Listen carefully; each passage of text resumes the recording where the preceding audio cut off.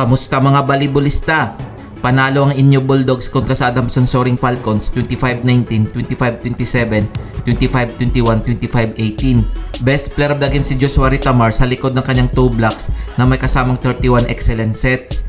Tinalo naman ng Ateneo Blue Eagles ang UP Fighting Maroons 25-19, 25-16, 25-23. Best player of the game si King Mangulabnan sa kanyang 17 excellent sets.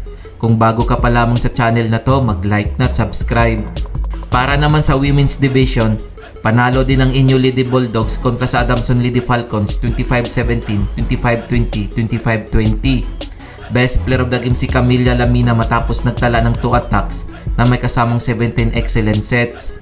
Pinataob naman ng Ateneo Lady Eagles ang UP Lady Maroons 22-25, 20-25, 25-22, 25-17, 15-9. Best player of the game si Leandy Guzman matapos humakot ng 24 points mula sa 19 attacks, 4 blocks at 1 ace na may kasamang 11 excellent digs at 18 excellent receptions.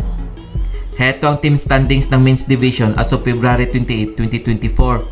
FEU Tamaraws 3 wins 0 loss, UST Golden Spikers 2 wins 1 loss, DLSU Green Spikers 2 wins 1 loss, NU Bulldogs 2 wins 1 loss, Ateneo Blue Eagles 2 wins 1 loss, Adamson Soaring Falcons 1 win 2 losses, UE Red Warriors 0 win 3 losses, UP Fighting Maroons 0 win 3 losses.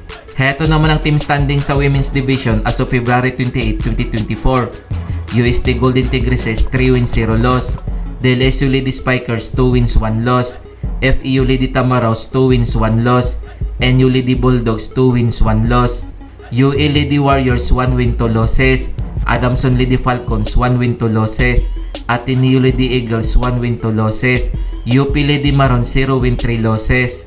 Heto naman ang mga laro ngayong March 2, 2024 na gaganapin sa Molovicia Arena. Maghaharap ang inyo Bulldogs at UP Fighting Maroons alas 10 ng umaga.